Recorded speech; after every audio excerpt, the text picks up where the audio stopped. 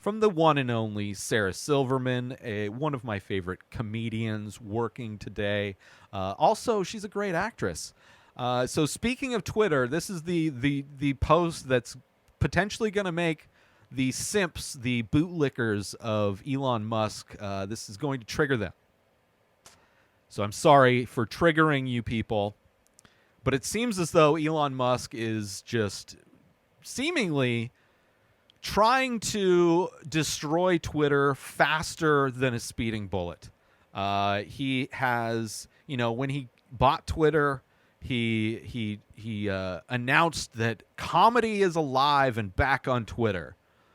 Comedy, and he's also fired like half of the Twitter employees, forcing the remaining Twitter employees to come into work and to not work from home and to sometimes sleep at work in order to finish his many changes that he needs to do, because Twitter was not profitable before he bought it. Probably one of the reasons why he tried to pull out of the purchase. But, probably didn't read the contract good enough, so he couldn't pull out and was forced to purchase Twitter. That's why he actually went through with it, because he's kind of stupid. And we're seeing just the extent of his level and just massive stupidity by removing the whole purpose of verifications. The blue check mark was to signify that the account that you see tweeting is from the person whose name is connected to that account, such as Sarah Silverman's account. She's a verified. Most famous people, politicians, verified accounts. But when you remove verification, when you make the blue check mark available for $8 a month or $20 a month or whatever it is, basically it's pretty cheap to change your identity, to steal, in some ways, other people's identity in order to maybe set up a parody account, which, if Elon Musk doesn't know, parody is a form of comedy. And as many comedians did recently, one of which, Sarah Silverman, changed her name to Elon Musk, put up one of the common Elon Musk avatar pictures that he's put up before, profile pictures, put up a little image that may be similar to the header image of Elon Musk's Twitter, and then, changed her bio to be Twitter complaint hotline. Like, on its face, looks very much like you're looking at Elon Musk. Has Elon Musk, the blue check mark. Now, if you look at the it's at Sarah Kate Silverman, right? Obviously, parody account. I've seen other accounts where it's specifically stated parody account, but all of these accounts are pretending to be Elon Musk, and all of these accounts got suspended because freedom of speech does not exist on Twitter now that Elon Musk has taken over, nor does comedy live on Twitter now that all of these parody accounts are being banned. Both things that Elon Musk was like the spearhead for him purchasing this failing company, this company that does not bring in a profit and has not brought in a profit. It's just hilarious to see. It's hilarious to see. Of course, these people that are being banned from Twitter for doing this don't really care. But the simps of Elon Musk are cheering. They're happy because it's not really freedom of speech that they were cheering and celebrating when Elon Musk took over the company. It was the freedom for hate speech to exist again on Twitter. So that's why, all of the accounts were like 500% of the use of the N-word went up when Elon Musk took over, and hate groups and anti-Semitism and all of this different hate speech just accelerated and grew and dominated Twitter once he took over. That is the speech that Elon Musk is protecting, along with the misinformation, propaganda, theories, blatant lies. Like those are the many things that Elon Musk, one, thinks is free, is the speech that should be free, and two, is the comedy that he enjoys, clearly. That's the type of comedy that he will protect. And that's the type of speech. So I would imagine, I'd go out on a limb that Elon Musk is probably a fan of the comedian Tony Hinchcliffe, which a year or so ago had a clip of one of his stand-up appearances at a comedy club go viral, mildly viral.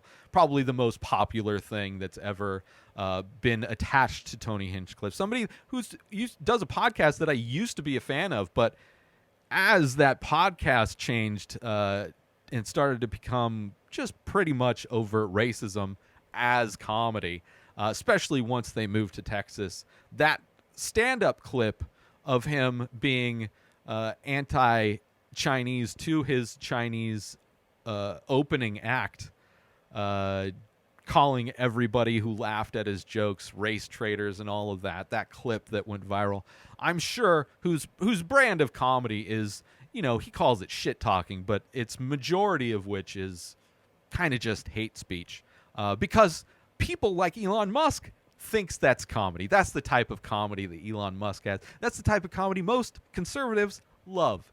When you're talking shit about marginalized groups, right? Fat jokes are great. Trans jokes are great. Racial jokes are great. All that stuff is prime entertainment for people like Elon Musk.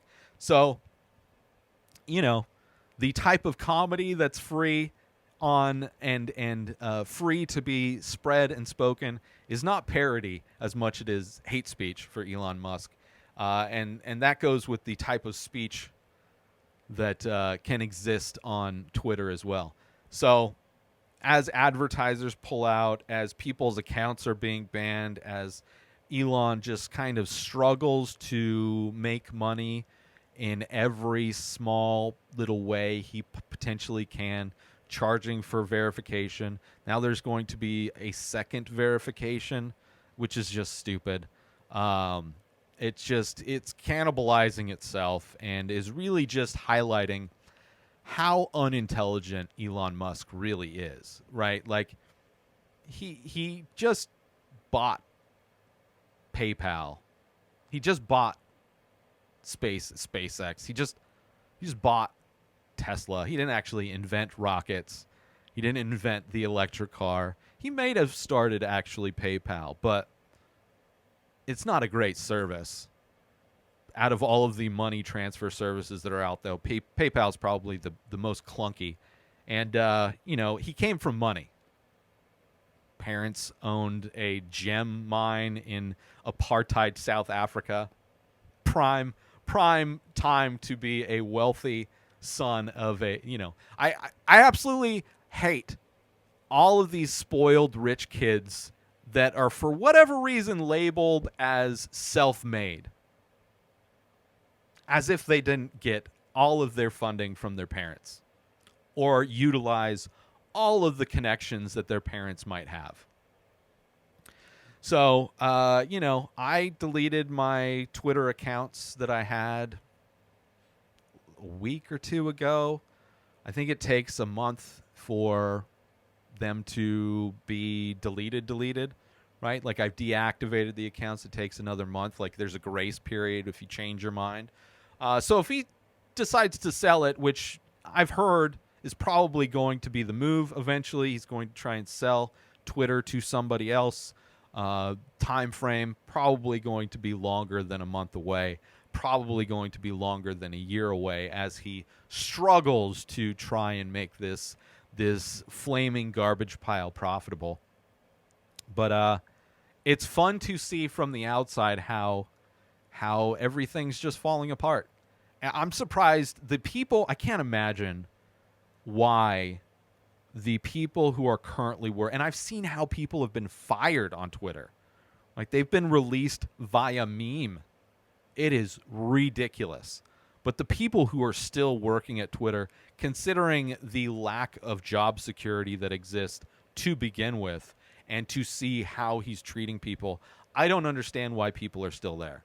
I mean, obviously, there's a fear of having to get another job if you leave Twitter, but I mean, seems like the best time to just jump ship and let Elon deal with his mess on his own. So we'll see as it goes, as updates happen. This just happened to be the trend of this week. A bunch of comedians getting banned from Twitter for trying to do parody. Not a whole lot of freedom of speech or comedy being alive. New episodes of The Ray Taylor Show come out every single day. Subscribe on YouTube and everywhere our podcasts are found. Binge the full week over at inspireddisorder.com/plus. Buy Ray Taylor Show merch over at inspireddisorder.com. Have a wonderful day, everybody. Peace out! Today is the day where you wake up and you realize that everything that you've been dreaming about, everything that you've been wanting, every goal and wish and hope that you've ever had can become real. Dreams can come true. What you manifest in your mind, you can bring to reality.